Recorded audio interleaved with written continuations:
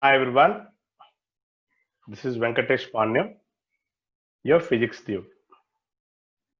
Today in this class, I'm going to explain what is acceleration, what is deceleration, what is meant by uniform acceleration. After that, we will discuss what are the basic equations of motion, how they are derived, and where we apply them. All that we'll discuss in this video. Before I start my class, please subscribe my channel, share with your friends, and don't forget to click the bell icon. Let us start today's class. So first of all, what is acceleration? What is meant by accelerator? Let's take an example. This car is moving on the road. Let us take this car is initially going with 60 kilometers per hour. The driver in the car decided to increase the speed because the road is traffic free, and in 30 minutes the car speed changed to 80 kilometers per hour. Initially the car is moving with 60 kilometers per hour. Now it is moving with 80 kilometers per hour. That means the velocity of the car is increased. How this driver will increase? By pressing the accelerator in the car. So what happened? There is an increase in velocity. This is called accelerating. Now we say that the car is accelerating. Now accelerating means moving fast when compared to the previous. So what is acceleration? Let me define what is acceleration. We simply say that the rate of change of velocity. The simple definition. The rate of change of velocity is known as acceleration. Initially it is 60 kilometers per hour. Now it is 80 kilometers per hour. The velocity have changed from 60 to 80 in time 30. So acceleration is simply means change in velocity upon time. So in certain interval of time, the velocity of the body is changing. So we write this as A bar is equal to delta V bar by T, or we'll write V bar minus U bar by T. So since velocity is a vector, acceleration is also a vector. Acceleration is also, simply we write the rate of change of velocity of a body is known as acceleration. What are the units? Velocity is meter per second whole upon second. So this is meter per second square. The unit of acceleration is meter per second square. Here we should understand that acceleration is a vector. Acceleration is a vector. So vector means it should have a direction. Let us write the direction of acceleration. The direction of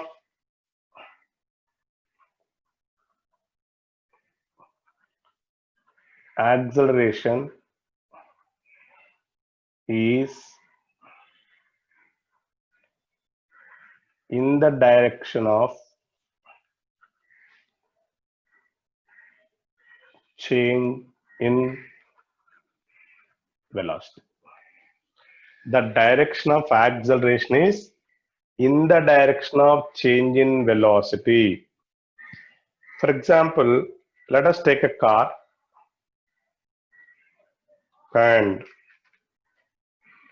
this car is moving towards east. We know that this is east. Initially, the car velocity is 30 kilometers per hour. Now it starts moving with 70 kilometers per hour. Now, the velocity of the car changes towards east. The increase in velocity is towards east. So the direction of acceleration is also towards east only. So whatever may be the direction of change in velocity, the direction of acceleration is also same. There is other way of saying acceleration is in the direction of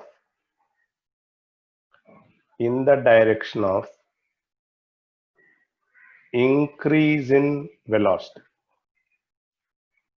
This is otherwise you can say acceleration is always directed in the direction of increase in velocity. Now what is the direction of increase in velocity? From left to right. So acceleration is also directed from left to right. Now this is what the direction of acceleration. Now let us see what is meant by uniform acceleration. What is uniform acceleration? Let us see. Let's take the car again. This car is moving with 30 kilometers per hour.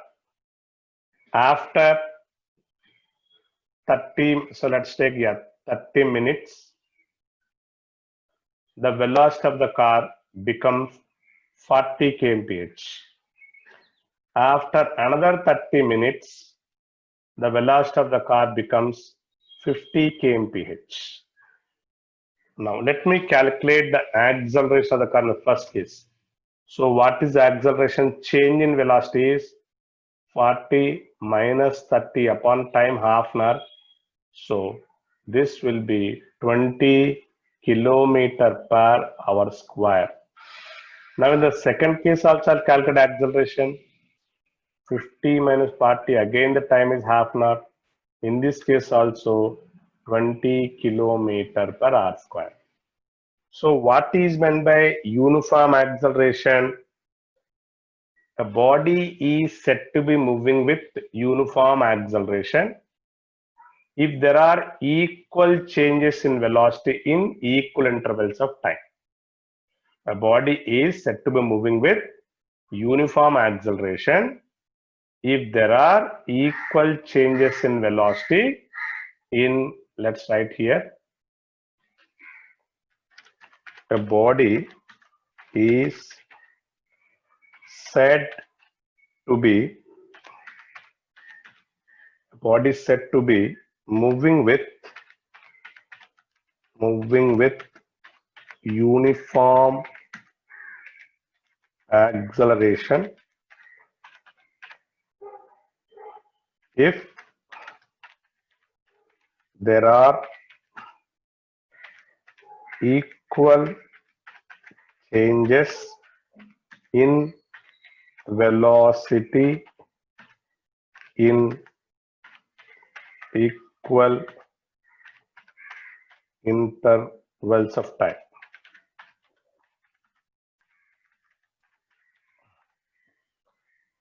So this is the definition of uniform acceleration. If there are equal changes in velocity, then in the equal intervals of time, then the body is said to be moving with uniform acceleration, or this is also called constant acceleration. Constant acceleration. So we have defined what is acceleration. I said acceleration is nothing but the rate of change of velocity, change in velocity by time. And the velocity, acceleration is, remember, a vector because velocity is a vector. What is the direction of acceleration? In the direction of change in velocity or in the direction of increase in velocity. Now let me tell you what is deceleration. Let's discuss what is meant by deceleration. Deceleration, otherwise called negative acceleration. Negative acceleration. Let us take a situation. Initially, this car is moving with 80 kilometers per hour. Then he sensed that there is some problem in the road, so that's why these signs were kept.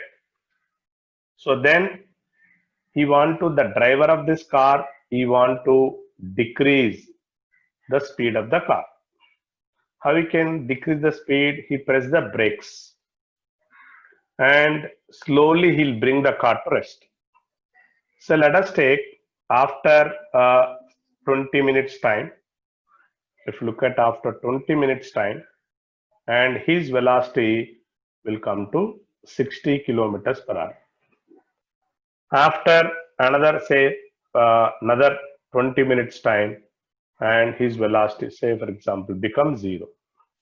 That means the car, or you can take some more time, you can take no problem. Say let's take after half an hour time, the car is completely stopped. So here what is happening? The velocity is decreasing. When compared to the initial velocity, the final velocity.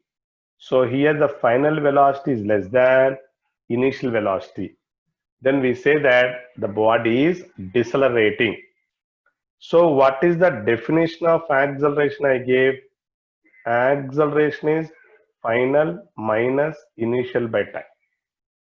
In this case, as v less than u, a is negative. This decrease in velocity is nothing but deceleration or retardation.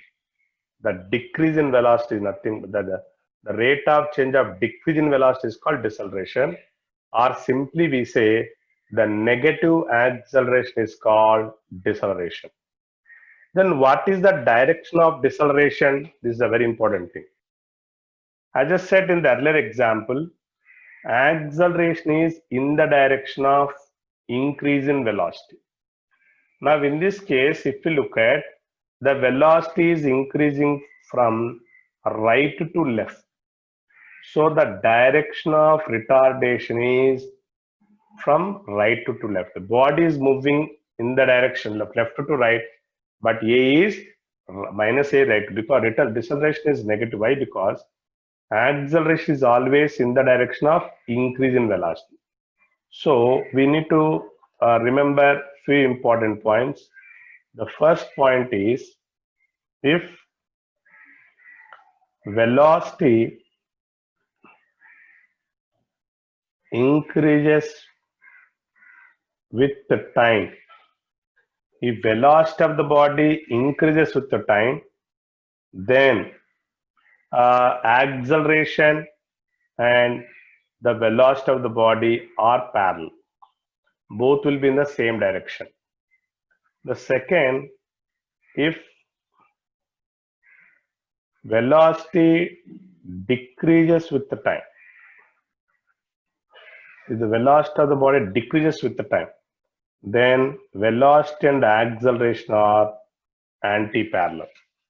So when the velocity increases, acceleration is in the direction of motion of the body. When the velocity decreases, acceleration is in the opposite direction of motion of the body. This is called retardation.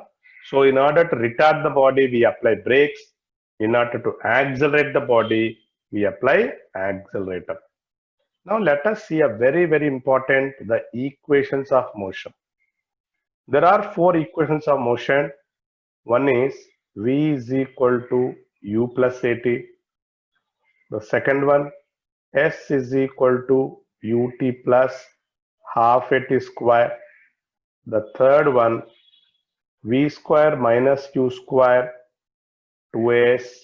And fourth one, Sn is equal to U plus A into N minus half. Here we should understand the meaning of each term. So what is U here? U is called initial velocity. This is initial velocity. And what is V called? Final velocity. Final velocity. As you know, A is acceleration, T is time, S is the displacement. And what is Sn here? Distance covered in nth second. We'll discuss that. Distance covered in nth second. These four equations are very simple and very useful. And most of you might have learned these equations in your school already. Let us discuss more about that. First of all, we should understand what is the use of these equations. Why we should study the equations of motion. What is that we are going to get? What problems we can solve? Let me take some examples. Suppose in the first case, they say that a car starts from rest. They'll ask you, suppose this car is moving with an acceleration 2 meters per second square. After covering 100 meters, what is the velocity of the car? So there is S is given, acceleration is given, initial velocity is 0. We can find out V by using the third equation of motion. V square minus U square 2S, because we know S value, we know A value, U is 0, we can find out. So if you want to find out the velocity of the car after what you call it as time, also we can find out. We can find out even, they'll ask a question, what is the velocity of the car after 5 seconds? Using the first equation you can find out. So in these cases it applies. Now let me take another example, real-time situation. Let's take a ball is dropped from a top of a building. Suppose let's take, this is a building, and this building say 100 meters height. Now this ball is dropped. Okay, dropped means velocity is 0. Now we want to find out what is the velocity of the ball when it touches the ground. We all know that when this tennis ball touches the ground, it again rises up. Okay, but if you just keep the tennis ball on the table, it won't rise. If you drop the ball, it rises.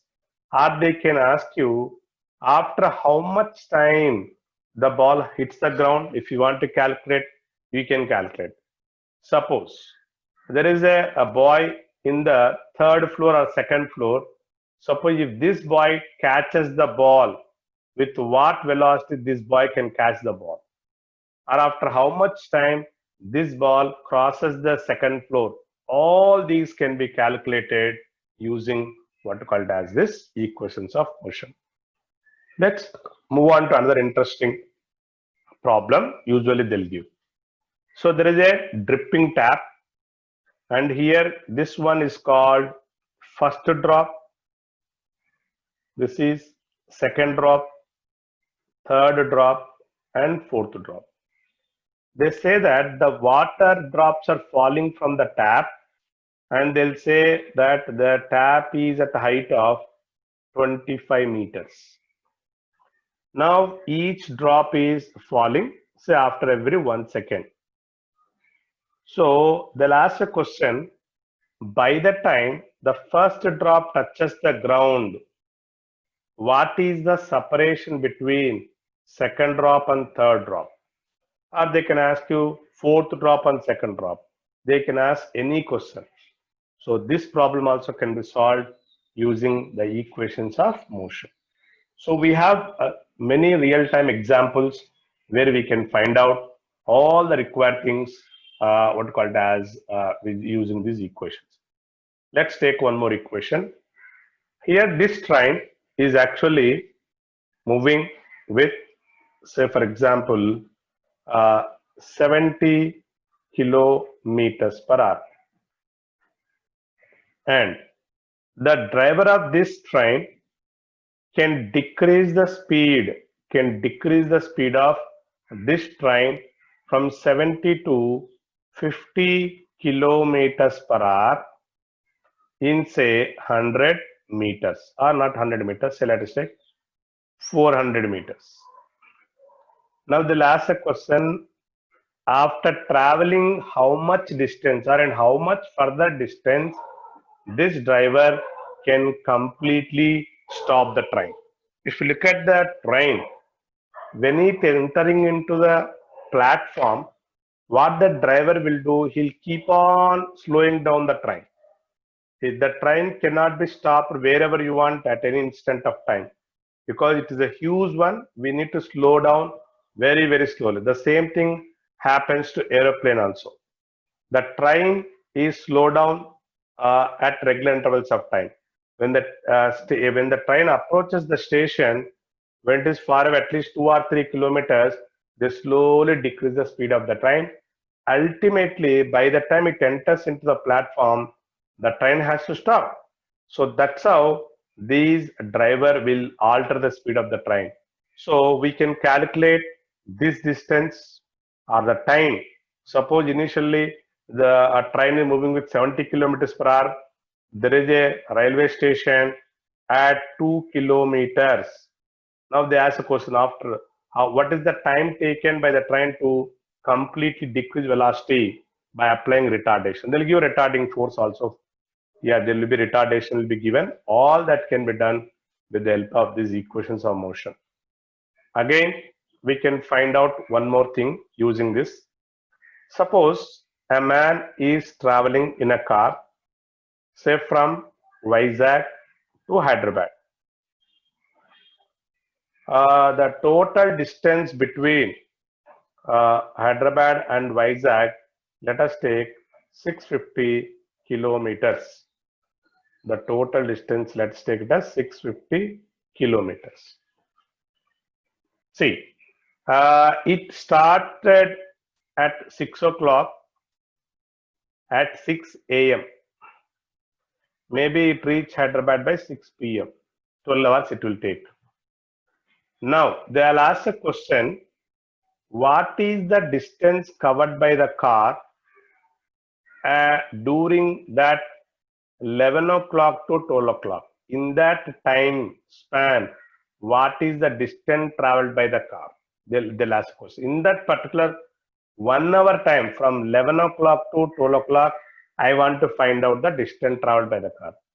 For that matter, we can find out at any hour also, we can find out what you call it as, provided if you know initially I said the car starts, so initial velocity will be 0, and suppose it is moving with uniform acceleration, we can find out what is the what you call it as distance covered by the car in that time, 11 o'clock to 12 o'clock or 3 o'clock to 4 o'clock.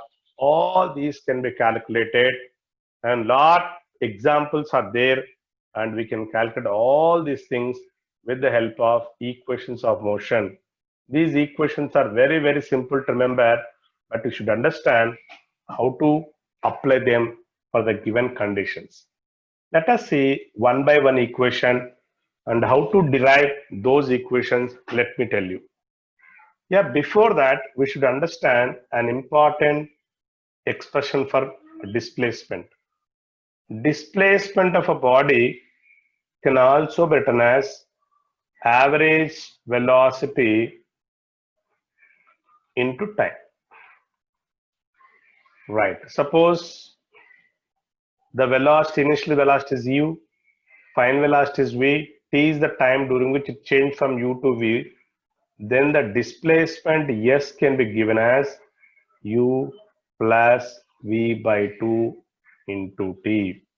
This is a very standard equation.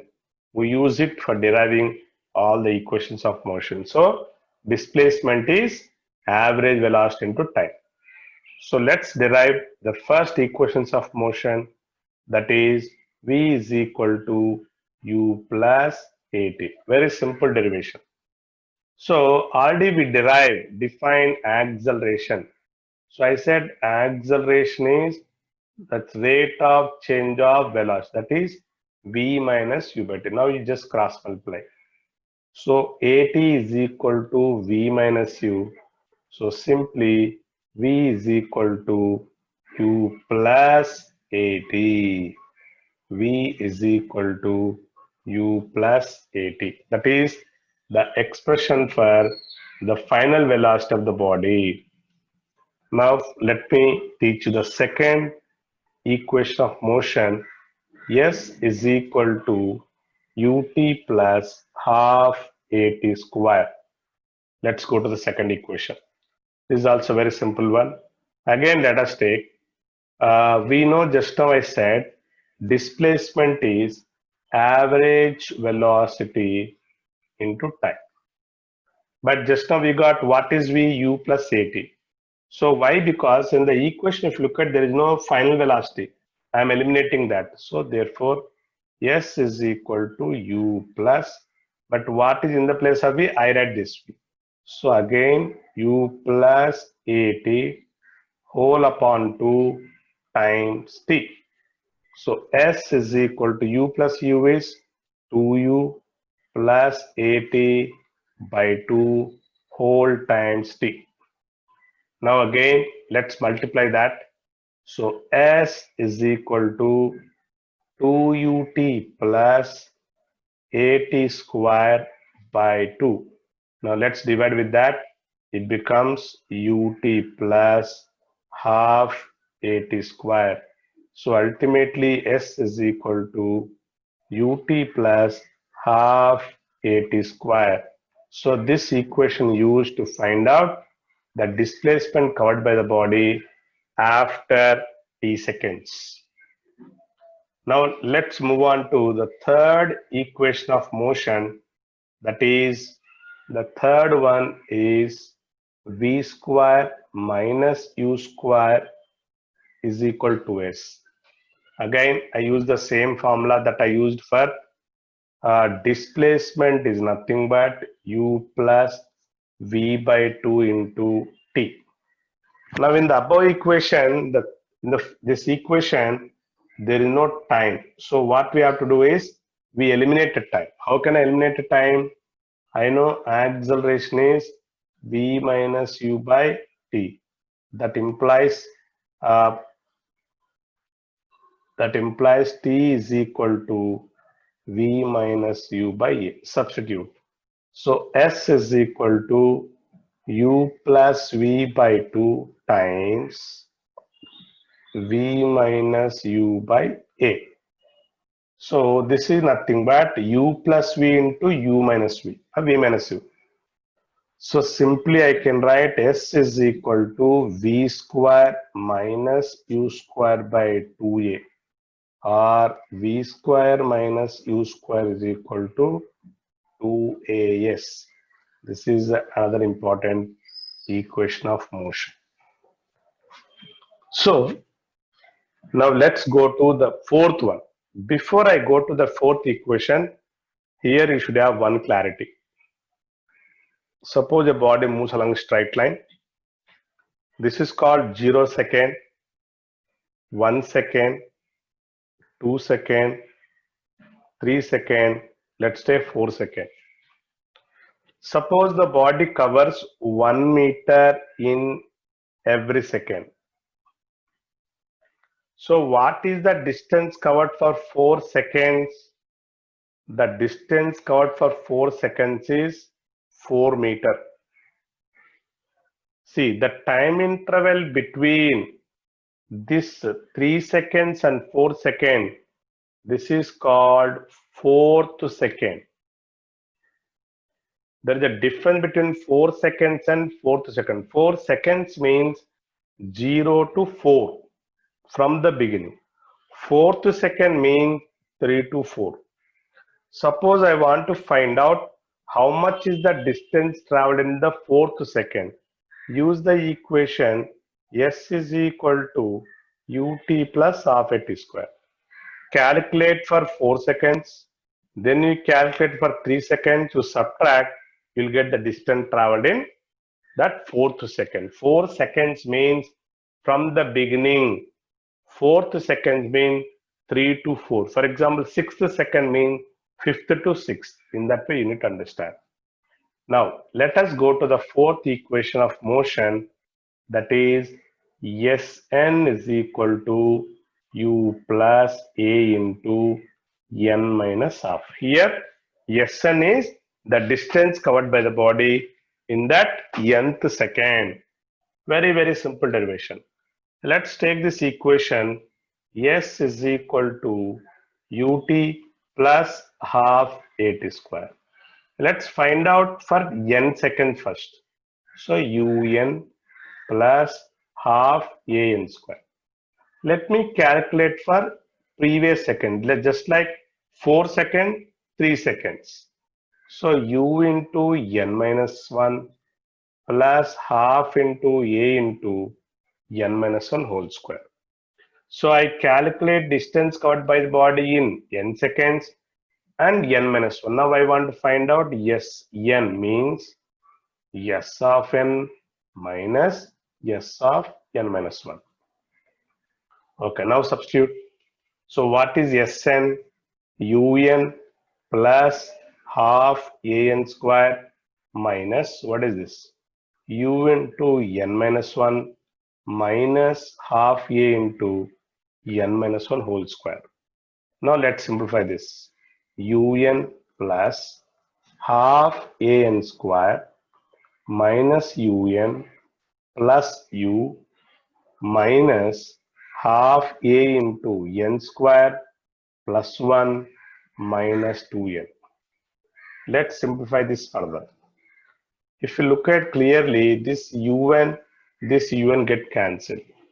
So ultimately what I left with, half an square plus u is there. Now we extend the bracket, minus half an square minus or minus plus, it become plus an. Again you find that this an square, this somewhere we messed up, half an. If you expand the, yeah, there is a minus an also there, minus half a will be there here. Yeah, before that there is minus half a, minus a by 2, minus minus plus, 2 to cancel, plus an will be there. Yes, now these two cancel. Now ultimately what I left with here u plus an minus a by 2. Therefore Sn is equal to u plus, let's take a common, n minus 1 by 2. This is the distance covered by the body in the nth second. So these are the 4 equations of motion, and we use them for calculating different variables. Now we should understand, when we apply these equations, or when the equations of motion are applicable, can we apply them for all the situations? That's the question. Remember, these equations of motion are applicable only under certain conditions. What are they? Let us see. The above equations are applicable, or we can say equations of motion. These 2 points are very important. Equations of motion are applicable only when the first point is body is moving along straight line. So this is called one-dimensional motion. or rectilinear motion. So we call this as one-dimensional motion. So we apply only when the bodies are moving, maybe moving along straight line like this, or a body falling like this, all that. Only for one-dimensional motion only these equations are applicable. Body should move in straight line. That is very important. The second point is acceleration of the body. Acceleration of the body is uniform, or we say constant. If the acceleration is not constant, these equations are not applicable. These are two important points we should understand. These equations are applicable only when the body is moving in a straight line, and one more, acceleration of the body is constant. So these are, in this today's class, we understood what is acceleration, what is deceleration, what is the direction of acceleration, what is the direction of retardation, and when can we say the body is accelerating, when can we say that the body is retarding, then under what situations we can use all these what called as equations we discuss. Then we derived the 4 equations of motion, and then ultimately I gave the conditions under which these equations of motion are applicable. In my next class, I'm going to discuss some important applications of equations of motion. Again, I once again request everyone, please subscribe my channel if you like my content, share with your friends, and don't forget to leave your comments below the video, and please click the bell icon so that you can get updates for my next videos. Once again, thanks for listening. Happy physics learning. Thank you all.